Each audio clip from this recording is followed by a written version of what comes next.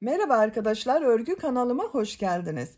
Minik kız bebeklerimiz için hem örgüsü kolay hem de çok güzel tığ işi ip askılı bir elbise yaptım. Bugün bu elbise anlatımını sizlerle paylaşmak istiyorum. Elbisenin örgüsü çok kolay arkadaşlar. Yapacak olduğumuz çocuğun büyüklüğüne göre bu bel örgüsünü yaparak başlıyoruz. İlk önce etek bölümünü yapıyoruz. Sonra bakın bu yaka bölümünü yapıyoruz. İp kordonlar hazırladım. Bakın bu şekilde bebeğin omuzunda bağlamalı kullanıyoruz arkadaşlar. Bakın şu şekilde çok güzel ve kullanışlı bir elbise. Tam yazlık elbise arkadaşlar. Arkadan düğme yaptım bakın. Buraya bir tane düğme yaptım. Ayrıca bir düğme iliği yapmadım. Yaptığım modeli düğme iliği olarak kullanıyorum. Bakın şurada düğme iliği olarak kullanıyorum. Çok kullanışlı ve güzel bir model. Etek bölümünün örgüsü de çok güzel arkadaşlar. Bakın bu şekilde. Elbise örgüsünde iplik olarak bir yumak iplik kullandım. İkinci yumak ipliğe başladım arkadaşlar. 100 gram 320 metrelik bir iplikten ikinci yumak iplikten çok az kullandım. Ben bugün elbise örgüsünü bu iplik ile yaptım arkadaşlar. Siz bu elbisenin örgüsünü her marka ve renk yazlık iplikler, koton iplikler ile yapabilirsiniz. Koton iplikler, merserize iplikler ile çok güzel oluyor. Tığ olarak 5 numara 3 milimetre tığ kullandım. Elimin sıklığına göre bu tığı kullandım arkadaşlar. Sizin eliniz sıkıysa 3,5-4 milimetre tığları kullanırsanız daha güzel olur. Ölçülerini de söylüyorum başlamadan önce fikriniz olsun. Bakın bel örgüsünün burası esnek arkadaşlar. Bir düz bir ters örgü yaptığım için esnek bir görüntüsü var. Buradan gövde genişliğini ölçüyorum. 22 santimetre. Yüksekliğini ölçüyorum. 29 santimetre. 3 aylık bebek için yaptım. Bu ölçüde oldu arkadaşlar. Tercihinize göre bu yüksekliğini daha kısa veya daha uzun da yapabilirsiniz. İplik tığı hazırlayalım. Hep birlikte bu güzel ve kolay elbise örgüsüne başlayalım. Örgü kanalıma abone değilseniz abone olmayı unutmayın lütfen. Örgü kanalıma abone olmak ücretsiz. Örgü kanalıma ücretsiz abone olup orada bulunan zil şeklini dokunarak açık yaparsanız kanalıma video yüklediğim zaman ilk önce size bildirim gelir. Örgülerimden herkesten önce sizin haberiniz olur. İzlediğiniz videolarıma beğeni ve yorumlarınızı yaparsanız çok sevinirim arkadaşlar. Hepinize kolay gelsin. İyi çalışmalar. Örgüye zincir yaparak başlıyorum. İlk ilmeği bu şekilde yapıyorum. Size nasıl kolay gelirse ilk ilmeği öyle yapabilirsiniz.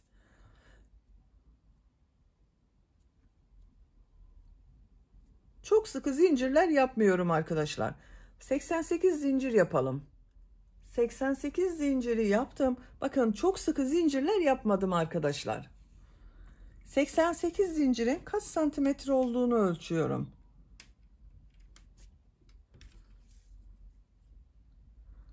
37 santimetre zincir uzunluğu var. Benim elimin sıklığına göre 37 santimetre için 88 zincir yaptım arkadaşlar. Siz 37 santimetre için elinizin sıklığına göre daha az veya daha çok zincir yapmanız gerekebilir. Yapacak olduğunuz çocuğun beline ölçerek bu zinciri yaparsanız iyi olur arkadaşlar. Bu sırada bu zincirler üzerine trabzan yapıyorum. 3 zincir yapıyorum. Tığ üzerine iplik alıyorum. 3 ilmek atlıyorum. 1, 2, 3. Dördüncü ilmeğe bir trabzan yapıyorum. Bakın 2 defa da çıkardığım trabzanı. Tekrar tığ üzerine iplik alıyorum. Diğer ilmeğe bir trabzan yapıyorum. Her ilmek üzerine bir trabzan yapıyorum.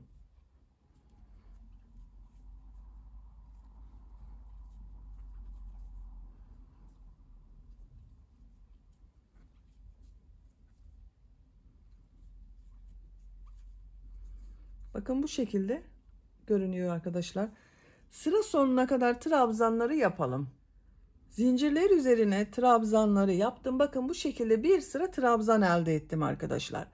Bu bir sıra üzerinde 88 trabzan var. Bu 3 ilmek atladığımla birlikte 88 trabzan var. Şimdi bunu birleştiriyorum. Bakın şu şekilde düzgün gelmesine dikkat ediyorum. Burada 3 ilmek atlayarak yaptığım, bakın bu ilmeğe tığ takıyorum. İplik aldım, içinden çektim. Görüntüsü bu şekilde oldu. 2 zincir yapıyorum. Tığ üzerine iplik alıyorum. Bu sırada bu yaptığım trabzanları bir düz bir ters boşluktan alarak trabzan yapıyorum. Şu şekilde bakın, tığ boşluğa takıyorum. Trabzan boşluğuna trabzan yapıyorum. Tekrar tığ üzerine iplik alıyorum. Bakın bu trabzanı ters taraftan yine trabzan boşluğuna tığ takıyorum. Trabzan yapıyorum. Düz taraftan boşluktan alıyorum. Trabzan yapıyorum. Ters taraftan boşluktan alıyorum. Trabzan yapıyorum. Düz taraftan boşluktan alıyorum. Trabzan yapıyorum. Ters taraftan boşluktan alıyorum. Trabzan yapıyorum.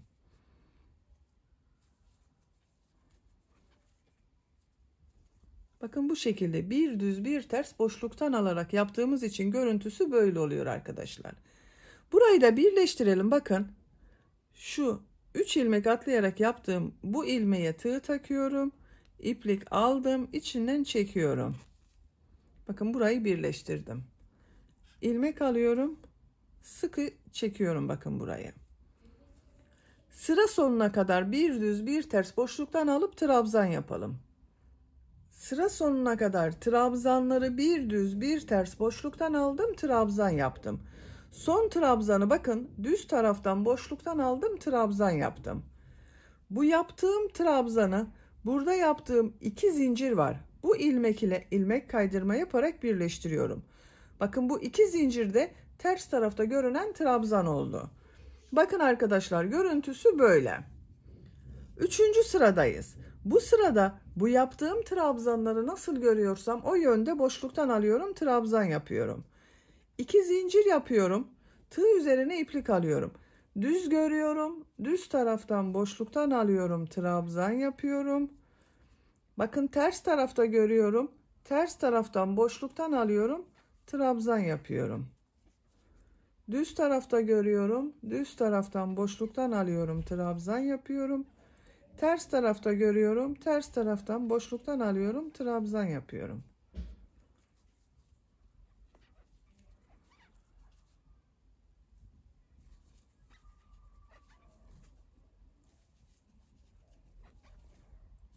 Sıra sonuna kadar devam edelim. Trabzanları nasıl görüyorsam o şekilde boşluktan aldım, trabzan yaptım. Sıra sonuna kadar tamamladım. İlmek kaydırma yaparak birleştirdim. 1, 2, 3 sıra oldu arkadaşlar. 3 sıranın kaç santimetre olduğunu ölçüyorum. 2 santimetre genişlik var. Bu genişlik benim yapacağım ölçü için yeterli. Tercihinize göre siz 1 veya 2 sıra devam edebilirsiniz. 4. sıradayız. Bu sırada model yerleştirmeye başlıyorum. 3 zincir yapıyorum. Çok sıkı yapmıyorum bakın zinciri. Tığ üzerine iplik alıyorum. Aynı ilmek içine üçlü trabzan yapıyorum. Bakın 3 defa da çıkarıyorum. 1, 2, 3. Tığ üzerine iplik alıyorum. Bir ilmek atlıyorum. İkinci ilmeğe 2 üçlü trabzan, 2 zincir, 2 üçlü trabzan yapıyorum.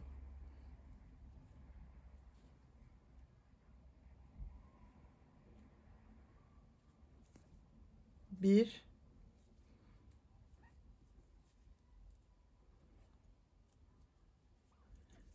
iki. 2 zincir yapıyorum. 2 üçlü trabzan daha yapıyorum aynı ilmek içine.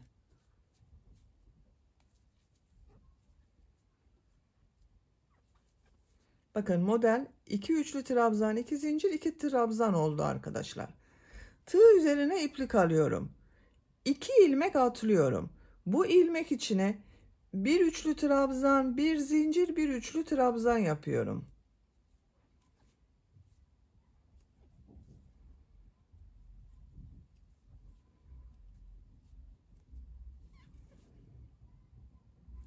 Tığ üzerine iplik alıyorum. Bir ilmek atlıyorum. İkinci ilmeğe 2 üçlü trabzan, 2 zincir, 2 üçlü trabzan yapıyorum.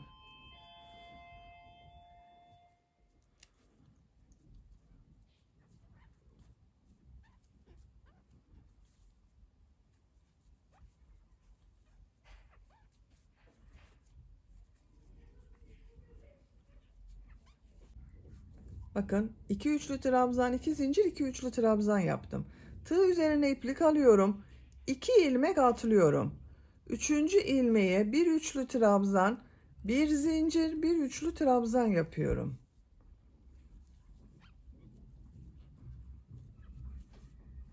Tığ üzerine iplik alıyorum. Bir ilmek atlıyorum. 2 üçlü trabzan, 2 zincir, 2 üçlü trabzan yapıyorum.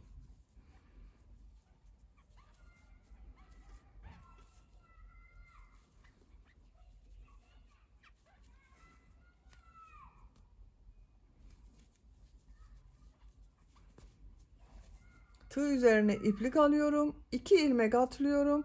Bir üçlü trabzan, bir zincir, bir üçlü trabzan yapıyorum.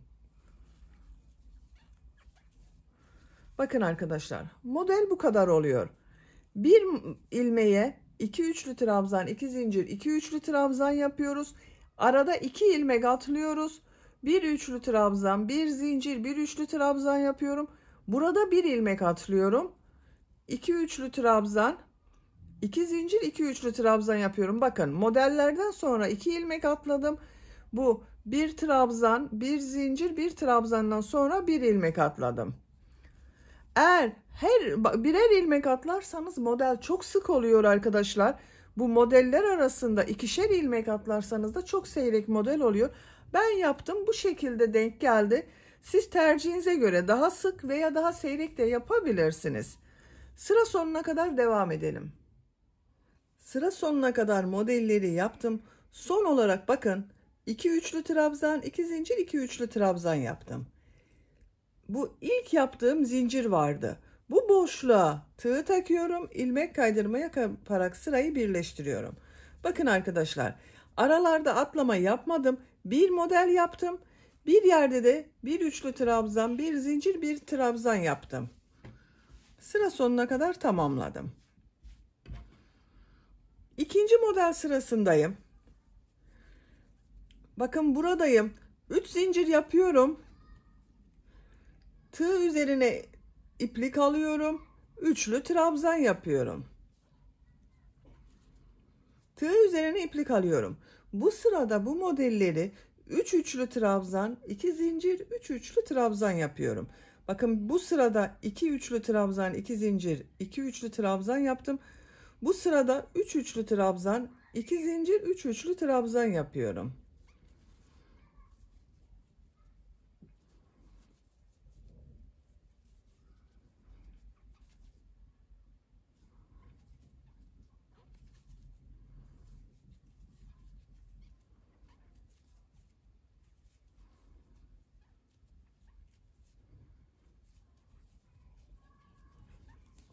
Üç üçlü trabzan, 2 zincir, 3 üçlü trabzan yaptım. Tığ üzerine iplik alıyorum. Bu bir zincirli boşluğa bir üçlü trabzan, bir zincir, bir üçlü trabzan yapıyorum.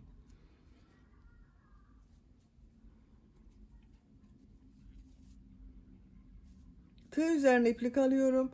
Buraya 3 üçlü trabzan, 2 zincir, 3 üçlü trabzan yapıyorum.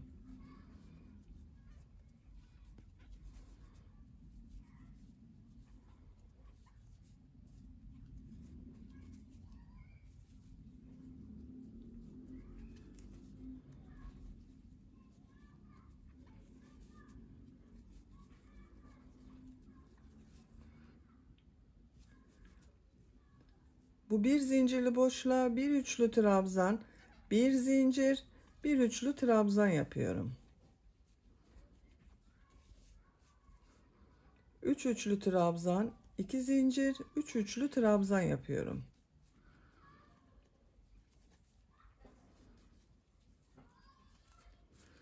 Bakın arkadaşlar, bu şekilde. Sıra sonuna kadar devam edelim. Modelleri sıra sonuna kadar yaptım. Son yaptığım modeli sıra başında yaptığım bu 3 zincir ile ilmek kaydırma yaparak birleştiriyorum. Bakın arkadaşlar. Modellerin görüntüsü böyle oldu. 3 üçlü trabzan, 2 zincir, 3 üçlü trabzan yaptım. 1 üçlü trabzan, 1 zincir, 1 üçlü trabzan yaptım. Örgü bu şekilde devam edecek artık. 3 zincir yapıyorum.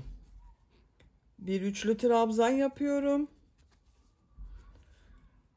Diğer model ortasına 3 üçlü trabzan, 2 zincir, 3 üçlü trabzan yapıyorum.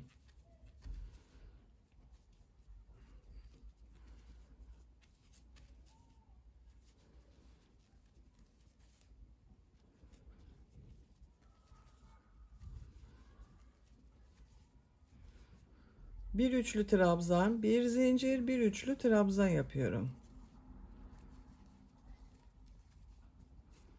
Bakın. Örgü bu şekilde devam edecek. Yapacak olduğunuz çocuğun büyüklüğüne ve en önemlisi de tercihinize göre model sırasını istediğiniz kadar tekrarlayarak tamamlayalım. Etek örgüsünü 12 model sırası yaptım. 1, 2, 3, 4, 5, 6, 7, 8, 9, 10, 11, 12. 13. sıradayım. Ben burada bitiriyorum arkadaşlar yüksekliğini. Siz tercihinize göre devam edebilirsiniz arkadaşlar. 2-3 sıra devam edebilirsiniz. 13. sırada farklı bir model yapıyorum. Bakın ilmek kaydırma yaparak buraya birleştirdim. Bir sık iğne yapıyorum. Bir zincir yapıyorum. Tığ üzerine iplik alıyorum. Bu model ortasında 2 zincirli boşluğa bir trabzan yapıyorum. 2 zincir yapıyorum. Bu yaptığım trabzanın bakın şurada bir ilmek var. Bu ilmeği şu şekilde alıyorum. Sık iğne yapıyor gibi yaptım. Minik bir pıtırcık model yaptım. Tığ üzerine iplik alıyorum. Tekrar ikili trabzan yapıyorum bakın. 2 defa da çıkardım. 2 zincir yapıyorum. Pıtırcık model yapıyorum. Trabzan yapıyorum. 2 zincir yapıyorum. Pıtırcık model yapıyorum.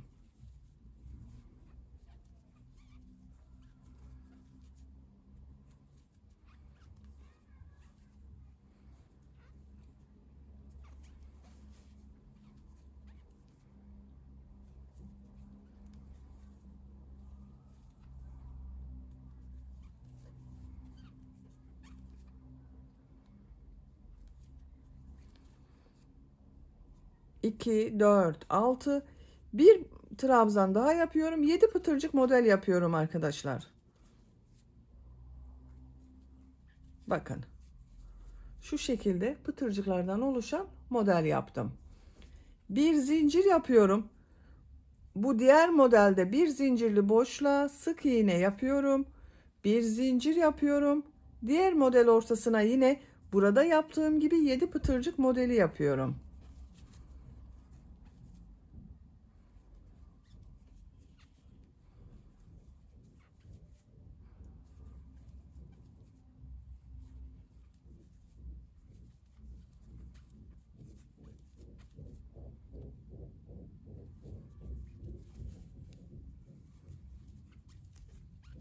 Hızlı yapıyorum arkadaşlar.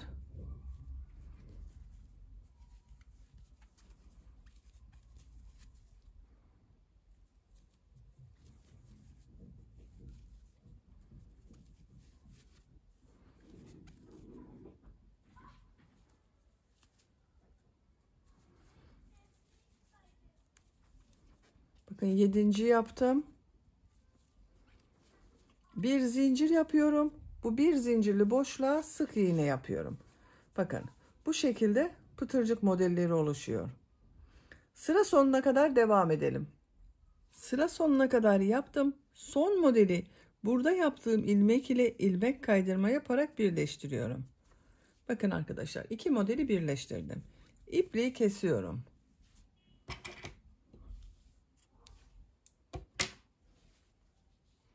İlmek içinden çekiyorum. Bakın. Bu şekilde oldu. Çok güzel oldu gördüğünüz gibi arkadaşlar etek bölümü. Şimdi gövde bölümünü yapalım. Gövde bölümünü arka ortadan başlıyorum. Bakın bu bel örgüsünü birleştirdiğim yerden gövde örgüsüne başlıyorum. Bu ilmekten bağlıyorum, sağlam olsun. Bir ilmek yapıyorum. 3 zincir yapıyorum. Tığ üzerine iplik alıyorum. Bir üçlü trabzan yapıyorum. Aynı ilmek için arkadaşlar bakın. Bu model ortasında bir üçlü trabzan, bir zincir, bir üçlü trabzan yaptığım yer burası. Tığ üzerine iplik alıyorum. 2 ilmek atlıyorum. Üçüncü ilmeğe model yapıyorum.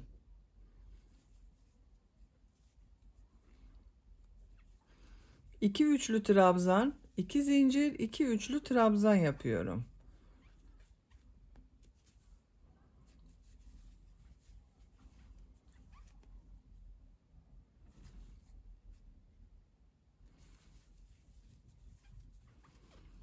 İki üçlü trabzan, 2 zincir, 2 üçlü trabzan yaptım. Tığ üzerine iplik alıyorum.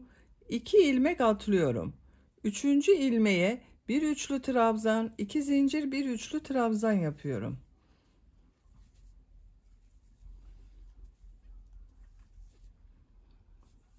İki ilmek atlıyorum. 2 üçlü trabzan, 2 zincir, 2 üçlü trabzan yapıyorum.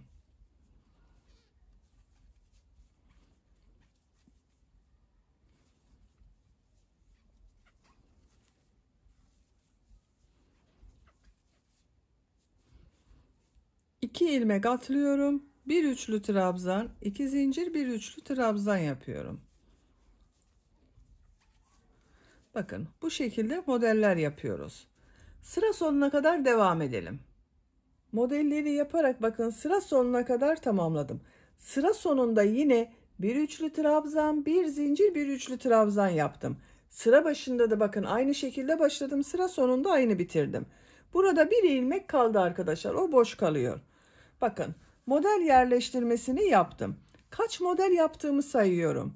1, 2, 3, 4, 5, 6, 7, 8, 9, 10, 11, 12, 13, 14 model.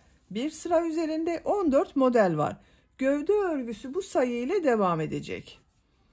3 zincir yapıyorum. Örgüyü çeviriyorum. Tığ üzerine iplik alıyorum. Bu bir zincirli boşluğa bir üçlü trabzan yapıyorum. Bakın bu şekilde oldu. Tığ üzerine iplik alıyorum. Model ortasına 2 üçlü trabzan, 2 zincir, 2 üçlü trabzan yapıyorum.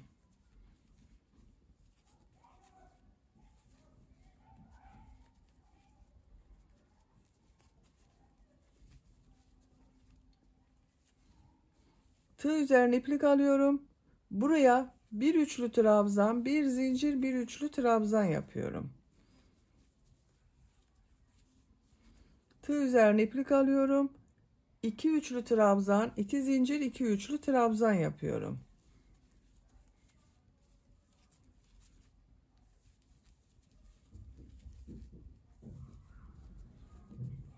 Bakın arkadaşlar model aynı şekilde. Sıra sonuna kadar devam edelim. Modelleri sıra sonuna kadar yaptım. Bakın son modelin üzerine de bir üçlü trabzan, bir zincir, bir üçlü trabzan yaptım. Üçüncü model sırasındayım. 3 zincir yapıyorum. Örgüyü çeviriyorum. Tığ üzerine iplik alıyorum. Bu bir zincir üzerine bir üçlü trabzan yapıyorum. Bakın bu da bir trabzan arkadaşlar. Tığ üzerine iplik alıyorum.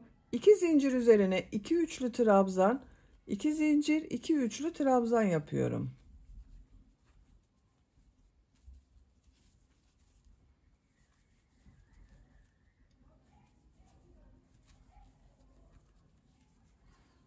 Buraya bir üçlü trabzan, bir zincir, bir üçlü trabzan yapıyorum.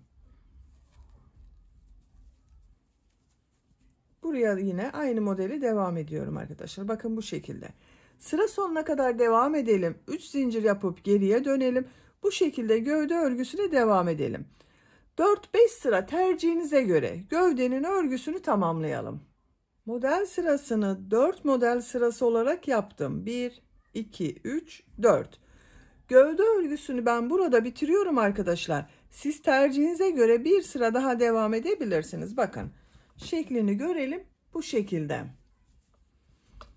Şimdi bu yaptığım modeller üzerinden bir sıra sık iğne yapıyorum. Bir zincir yapıyorum, örgüyü çeviriyorum. İlk ilmek üzerine sık iğne yapıyorum. Bakın bu ilmek üzerine sık iğne yapıyorum. İlmekler üzerine sık iğne yapıyorum. Bu iki zincir üzerine 2 sık iğne yapıyorum. Diğer ilmeklere birer defa sık iğne yapıyorum. Bakın burada bu bir zincirli boşluğa sık iğne yapmıyorum arkadaşlar. Sadece ilmek üzerine sık iğne yapıyorum.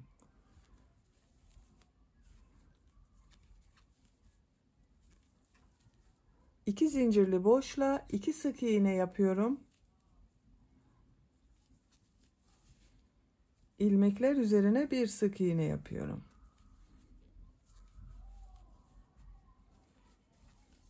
Bakın görüntüsü böyle oluyor.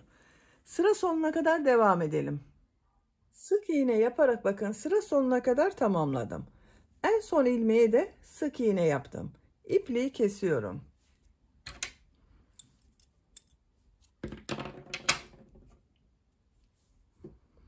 İlmek içinden çekiyorum. Bakın arkadaşlar. Sık iğne yaptık. Bu şekilde oldu. Şimdi bu elbisenin yakasına ip kordonlar yapmak istiyorum ben. Bakın. Bir sırada 2, 4, 6, 8, 10, 12, 14 model var. Orta noktayı buluyorum. Bakın şu şekilde modelleri birleştirdiğimiz zaman da kolay bulunuyor. Bakın burası orta nokta. Buraya bir işaret yapıyorum. 7 model burada var. 7 model burada var. Bakın orta nokta burası.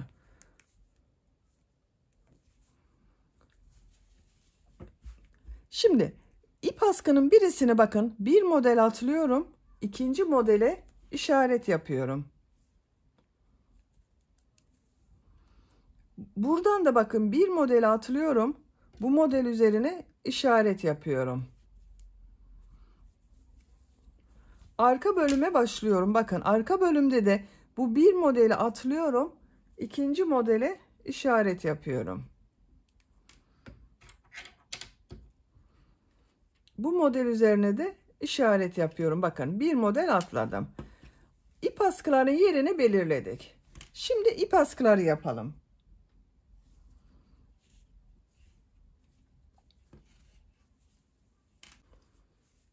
Bakın arkadaşlar bu orta nokta. Bunu bırakıyorum. Bu işareti yaptım. Bu orta noktayı çıkaralım. Kafamız karışmasın. Bakın 4 yerde işaret var. Şu işareti çıkarıyorum. Şu ilmekten sık iğne ilmeğinden ilmek yapıyorum. Zincir yapıyorum. Sıkı yaptım bu zincire. Bundan sonraki zincirleri çok sıkı yapmamıza gerek yok. Zincirleri yapmaya başlıyorum. Bakın şu şekilde zincir yapıyorum. 60 zincir yapalım. 60 zinciri yaptım. Bakın bu şekilde oldu arkadaşlar. 60 zincirin kaç santimetre olduğunu ölçüyorum.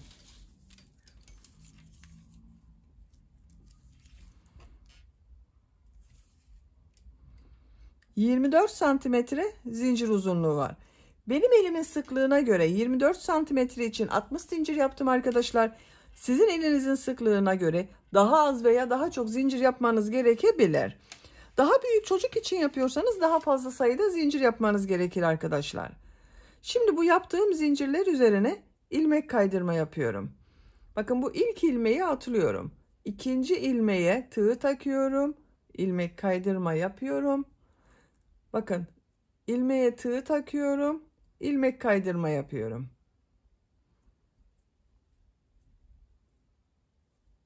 Tığ üzerinde bulunan ilmekten de çıkarıyorum bakın.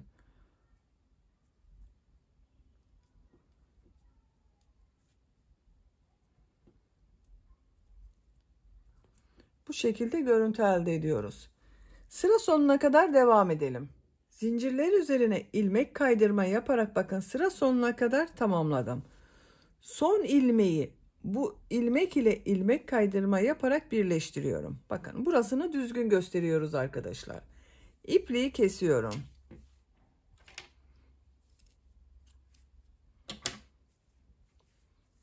Çıkardım. Bakın ip kordonun birisini hazırladım. Şimdi diğer ip kordonları yapalım. Bakın başlayışını gösteriyorum arkadaşlar. Şu ilmekten çıkarıyorum. Bu ilmekten aynı bunu yaptığımız gibi zincir başlıyorum. İlmek yapıyorum. Bak sağlam yaptım bu zincir arkadaşlar. Zincirleri yapmaya başlıyorum. Siz bu ip kordonu kaç zincir yaptıysanız bu zincir sayısı da aynı olacak arkadaşlar. Ben 60 zincir yaptım. 60 zincir yapalım. İlmek kaydırma yaparak birleştirelim bakın burasıyla. Diğer işaret yaptığımız yerleri de bunun gibi 4 tane olacak. Bakın 1, 2, 3, 4. İp kordonları yapalım gelelim. İp kordonu örgülerini tamamladım. Bakın 4'ünü de yaptım arkadaşlar.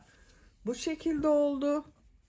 Buraya da düğmesini dikerek kullanabiliriz. Bakın. Çok şirin bir elbise oldu. Minik kızlarımız için. Bebeği giydirdikten sonra omuzunda şu şekilde fiyonk bağlama yapabiliriz. Bakın.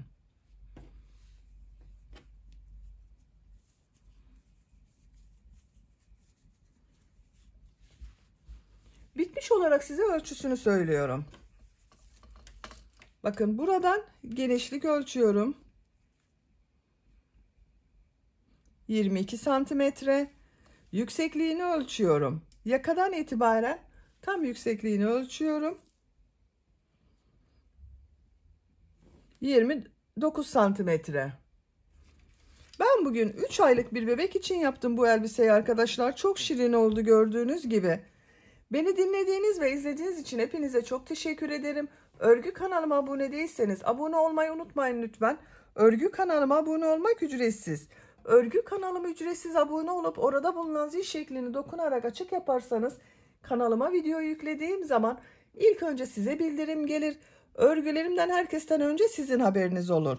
İzlediğiniz videolarıma beğeni ve yorumlarınızı yaparsanız çok sevinirim arkadaşlar. Sizlerle yeni örgülerde görüşmek dileğiyle. Hoşça kalın, sevgiyle kalın.